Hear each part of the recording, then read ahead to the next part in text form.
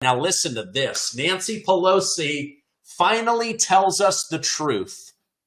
In a recent interview, Nancy Pelosi finally admitted that she played a major role in the coup against President Joe Biden. In a recent interview, Pelosi admitted she and the president have not spoken once since she pushed him out of office. She admitted that she betrayed her close friend, Joe Biden, someone she had worked with for decades. Can you imagine that? One of your closest friends? I mean, there's a great story about this in the Bible. Oh yeah, Judas Iscariot. So she is the Judas Iscariot to Joseph Robinette Biden. So she admits they've not spoken and she betrayed her friend and she feels bad about it. But she admitted that she had to do it in order to keep Donald Trump away from the Oval Office. She said it wouldn't be good for the country if Donald Trump was president again. Now, let me know in the comments, do you believe this garbage? I mean, she literally betrayed her friend. Why? In order to get Donald Trump.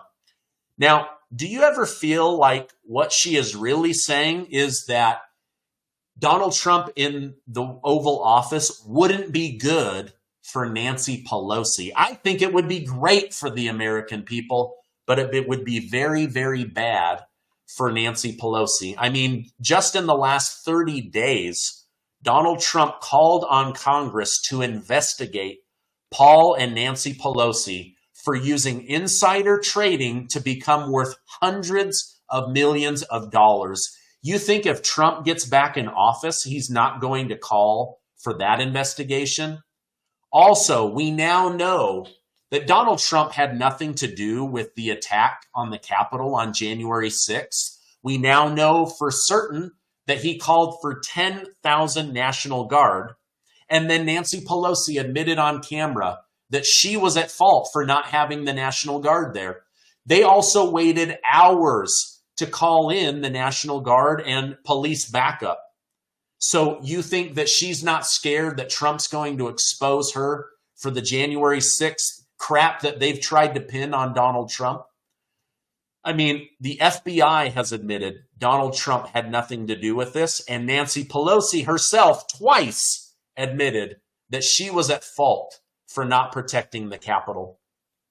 So Nancy Pelosi admits she stabbed the sitting president in the back, betrayed her friend, all for revenge on Donald J. Trump. I mean, talk about Trump derangement syndrome, right? Do you guys believe that she should go to prison? I mean, look at what she has done. Hundreds of millions of dollars during her time in office. Give me a break. This is definitely because she used insider trading to enrich her family, and she used her office, our trust, our taxpayer money, to trade the stock market. She is evil, absolutely evil. All right, now I'm going to roll a clip. If some of you are new to my channel, there is a retired colonel, Colonel Douglas McGregor, someone that I've become friends with, that I respect immensely. I respect his opinion on the Russia-Ukraine war. I respect his opinion on the Israel-Gaza-Hezbollah situation. And I definitely respect his opinion about the corruption in the swamp of Washington, D.C. Watch this video with me. I'll probably stop it a couple of times, but I want you to hear what this retired colonel is saying about the corruption of the government, and especially Kamala Harris and Joe Biden. Let's roll it. Americans, I'm Colonel Douglas McGregor, CEO of Our Country, Our Choice, and I must tell you I am mad as hell. Mr. President, I urge you to direct your focus to the people of North Carolina. They deserve immediate assistance. Rescue helicopters should be dispatched, resources mobilized, and aid provided without delay. Our military, which is always ready to serve abroad, must also be ready to serve here at home. Do you agree with that? I do. Why do we have a military? Why do we have bases, hundreds of bases all over the United States of America? Why are thousands of men and women in boot camp right now and hundreds of thousands on reserves or inactive duty? Why are they not being used to defend the border? Why are they not being used with the hurricane victims? Our good countrymen and women are currently left to fend for themselves, while our government takes great care of illegal immigrants, criminal gang members, foreign governments, and of course, lines the pockets of warmongers. I never thought I would see a day where our citizens are treated with almost complete contempt as we see today. To be frank, I'm furious, as we all should be. We're certainly grateful for our allies around the world, but we must ask ourselves, where is the priority for our own citizens? We have citizens contemplating suicide today in North Carolina, citizens without hope, citizens who despair. Countless hardworking families are without food, water, electricity, or connectivity, facing unimaginable challenges.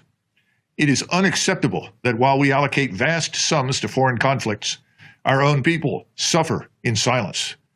Washington has no idea how upset the average American citizen is with the endless drain of cash and resources into foreign wars while our own citizens are suffering. Wow, I completely agree with that. I'm mad. I know many of you are mad. You tell me in the comments how mad you are, how expensive life has become. But I think these fools in Washington, D.C., they either don't know or worse, they don't care. But we're struggling. Meanwhile, they take trillions of dollars to pay on the debt that they have run up, not us, or to give it away to foreign nations. Fort Bragg, now renamed Fort Liberty, is only 300 miles from Asheville, North Carolina, where thousands of Americans are coping with the washed-out roads and bridges, power outages, and the desperate need for clean water. Yet, as of this moment, no Army helicopters have been sent to rescue Americans, presumably because these aircraft are needed in the Middle East and Eastern Europe. At the same time, Mayorkas's Department of Homeland Security still had the funds to move 5% of Haiti's population all over the United States. The Department of Homeland Security now reports that its funds are too exhausted and unavailable to assist Americans in the path of Hurricane Helene. Too many Americans have been left behind by a negligent federal government for too long. On the one hand, there are unlimited funds for a Ukrainian government that has lost a war, and apparently limitless funds for Israel's new war. On the other hand, the Biden-Harris administration took more than $1 billion tax dollars originally allocated for American disaster relief and used it to provide services for illegal immigrants. Please let me know in the comments. Do you agree with this? I mean, there's always money for bullets and bombs, but there's not money for bread. There's money for combat, but there's not money for children.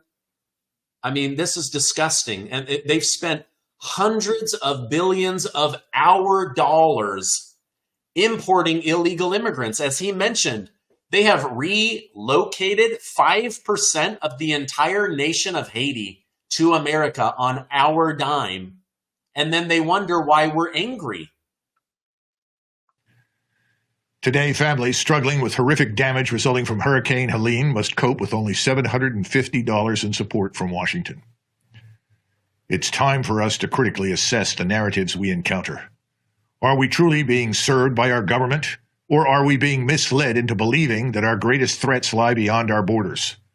I urge each of you to engage in thoughtful discourse, to question what you hear, and to seek the truth rooted in our shared values. Imagine a different future where we redirect our efforts towards solving the pressing problems right here at home. A future where our resources are allocated to rebuilding our communities, providing better health care, and addressing the root causes of addiction. Let's ensure that our government is not just reactive, but proactive in helping its citizens in need.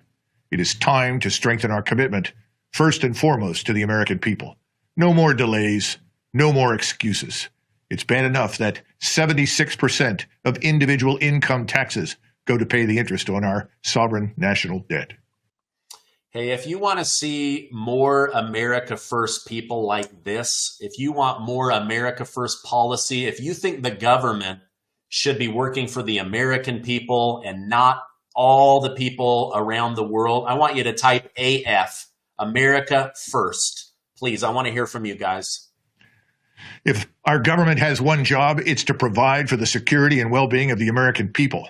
Instead, they siphon our taxes and they funnel to anyone and everyone but us.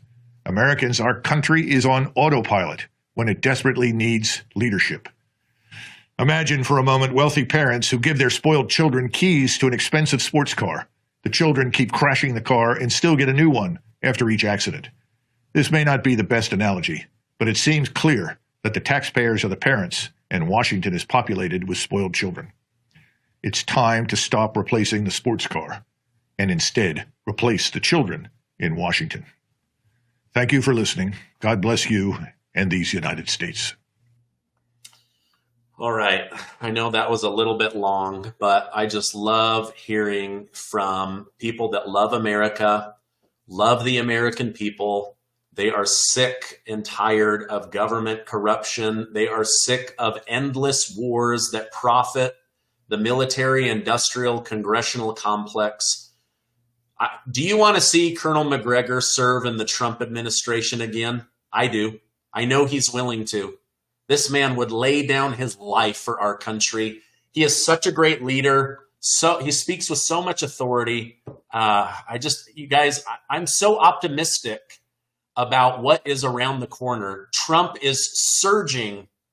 Right now, Rasmussen, I'm going to have the guy from Mark Mitchell back on from Rasmussen, but he is saying there is a chance Donald Trump wins the popular vote. But as of right now, he is on track to win the electoral vote. As long as we all get out and vote, Trump is going to win. Anyway, you guys are saying America first, America first, America first. I love it. I love it, you guys. I love you. I love this country. All we have to do to change the country is get rid of the leadership that doesn't want to fight for this country.